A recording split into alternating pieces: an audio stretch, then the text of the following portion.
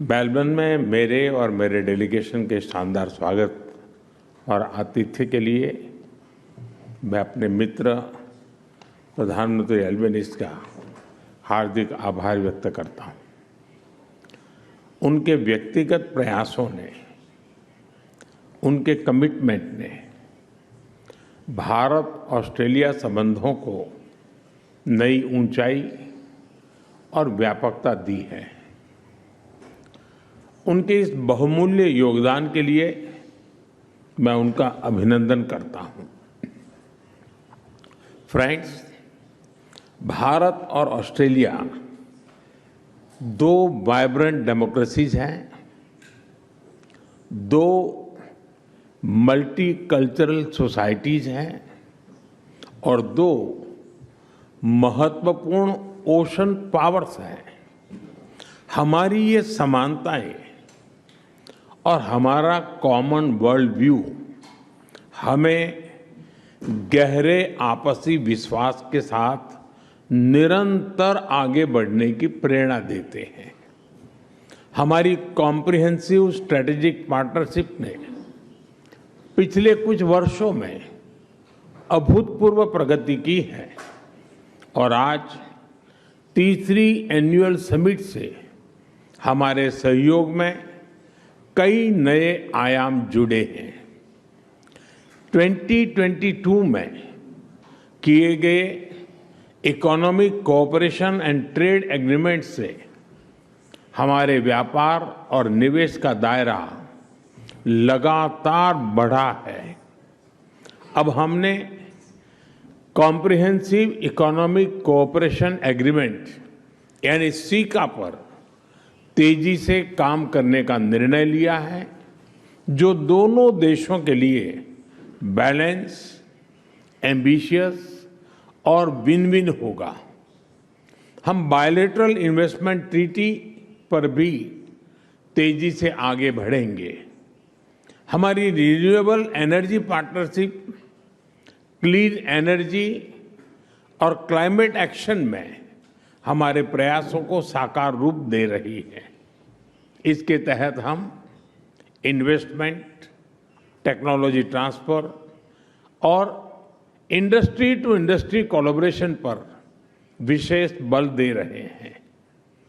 PM Surya Ghar योजना को support करने के लिए हमने मिलकर गुजरात में रूफटॉप सोलर ट्रेनिंग एकेडमी बनाई है। ये एकेडमी अनेक महिलाओं और युवाओं की कैपेसिटी बिल्डिंग में योगदान देगी। न्यूक्लियर एनर्जी के क्षेत्र में आज हमने एक महत्वपूर्ण समझौता किया है। इससे ऑस्ट्रेलिया से भारत को यूरेनियम सप्लाई का मार्ग खुलेगा और हमारे क्लीन एनर्जी के उद्देश्यों को नई ताकत मिलेगी। क्रिटिकल मिनरल्स में हमारा सहयोग हमारी स्ट्रेटेजिक सिक्योरिटी और क्लीन एनर्जी ट्रांजिशन के लिए महत्वपूर्ण है। इसी सोच के साथ आज हमने Australia India partnership on cyber, critical technologies and supply chains यानी एआई पैक्ट की पहल ली है। हम मिलकर क्रिटिकल मिनरल्स कॉरिडोर पर भी काम करेंगे। साथियों, इंडो पैसिफिक केवल दो महासागरों का संगम नहीं है, यह भारत और ऑस्ट्रेलिया जैसे लाइक माइंडेड डेमोक्रेसीज के शेयर्ड एस्पिरेशंस का भी प्रतीक है। रक्षा और सुरक्षा में सहयोग बढ़ाने के लिए आज हमने एक महत्वपूर्ण जॉइंट डिक्लेरेशन जारी की है। Bharat Australia defence innovation corridor से हम डिफेंस स्टार्टअप्स और इंडस्ट्रीज को जोड़ने पर काम करेंगे। हमारे मैरीटाइम सिक्योरिटी कोलैबोरेशन रोडमैप से इंडो पैसिफिक में हमारे साझा प्रयासों को नई ताकत मिलेगी। हम शिप बिल्डिंग, शिप रिपेयर और मेंटेनेंस में भी मिलकर आगे बढ़ेंगे। फ्रेंड्स, आज हमने कई क्षेत्रीय एवं अंतर्राष्ट्रीय मुद्दों पर भी विस्तार पूर्वक चर्चा की। भारत और ऑस्ट्रेलिया मानते हैं कि आतंकवाद केवल किसी एक देश के लिए नहीं, बल्कि पूरी मानवता के लिए गंभीर चुनौती है। इसलिए आतंकवाद के खिलाफ हमारी लड़ाई भी साझा है, हमारे संकल्प भी अटूट है और हमारा सहयोग भी लगातार मजबूत हो रहा है। हमारा यह भी मानना है कि विश्व के अनेक भागों में चल रहे तनावों और युद्धों का समाधान डायलॉग और डिप्लोमेसी से ही संभव है।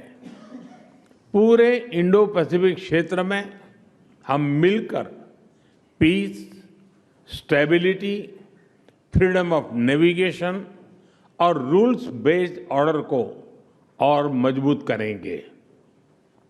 फ्रेंड्स, हमारे संबंधों की सबसे विशिष्ट ताकत हमारे पीपल टू पीपल टाइज है। भारतीय मूल के लोग ऑस्ट्रेलिया के आर्थिक और सामाजिक जीवन में सकारात्मक योगदान दे रहे हैं। ऑस्ट्रेलिया भारतीय छात्रों के लिए पसंदीदा डेस्टिनेशन रहा है।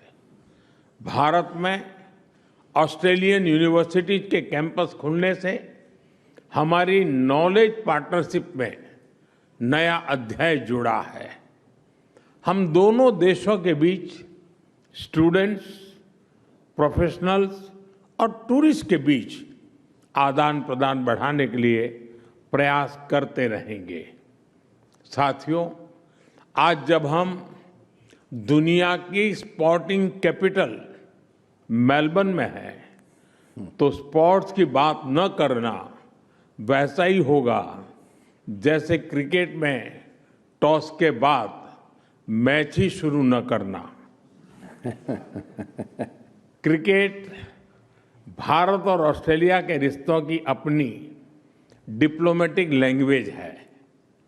इसलिए हमारी मीटिंग्स भी क्रिकेट जैसी लगती है। एजेंडा वनडे जैसा फोकस है।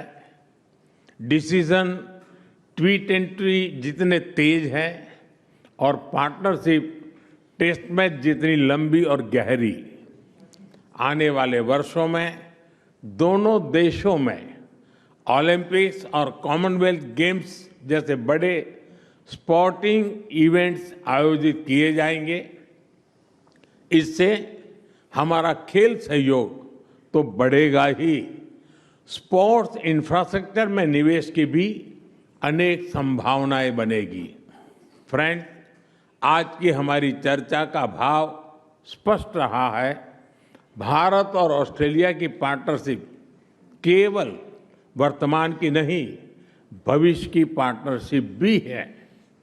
हम हमारे साझा विजन पर मिलकर आगे बढ़ते रहेंगे। प्राइम मिनिस्टर एल्बेनीज़ी, आपकी मित्रता, आपकी प्रतिबद्धता और आज की सार्थक चर्चा के लिए मैं एक बार फिर आपका आभार व्यक्त करता हूं। मुझे और 140 करोड़ भारतवासियों को जल्द से जल्द भारत में एक बार फिर आपका स्वागत करने में खुशी होगी।